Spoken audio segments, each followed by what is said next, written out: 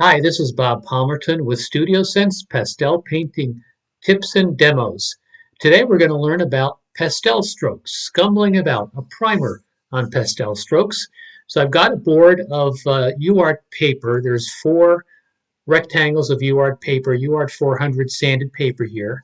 And the first type of pastel stroke I'm showing is the cross-hatching technique. I use this often when I'm doing a sky where the top part of the sky is the deepest blue and the horizon is the lightest color.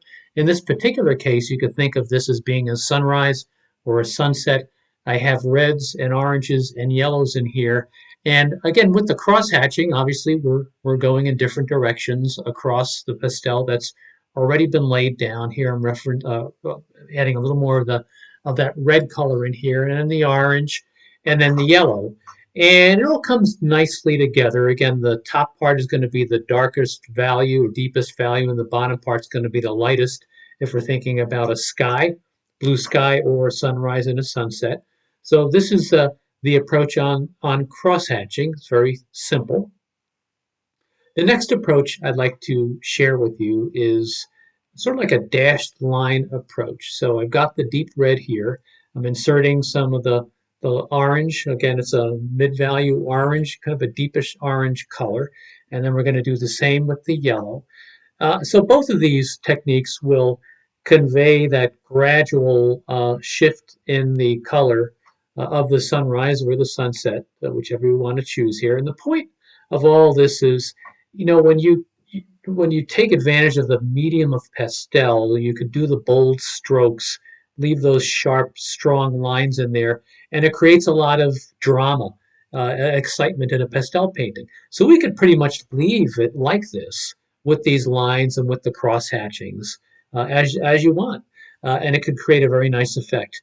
Here, this is a more of a blotting or a blotching kind of a approach, where I'm again starting with the deep red and sprinkling in some of those oranges. It's somewhat of a pointillistic method that I'm using here, and then I'll bring in that yellow. I kind of like this one because this one gives even a more gradual shift in the color from the deep red to the lighter yellow.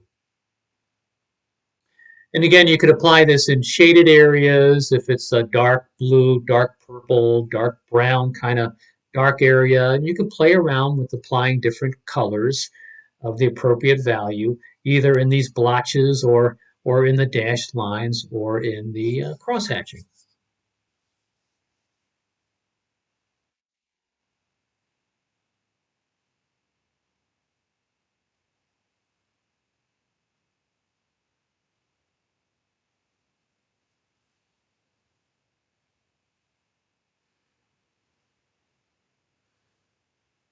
My next approach is my favorite approach is to use the side of the pastel and do broad swipes of the colors of the pastel stick on the sanded paper.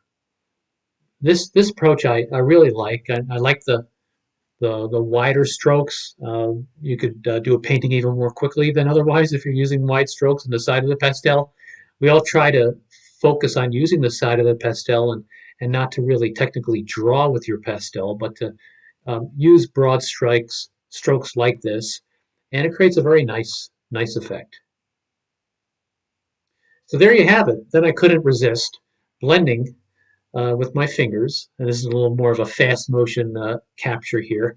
That top left there with the cross hatching works the best with blending, and that's really where if you have a blue sky with the graduated values from the deep blue at the top to the lighter value at the bottom, that really works well using a cross hatch effect, and you can use a little bit of pink at the bottom and cross hatch that and then blend that into. That's it. Very quick lesson on pastel strokes. This is my contact information, my email information. Follow me on Instagram at Bob Palmerton Art. Thanks very much for visiting.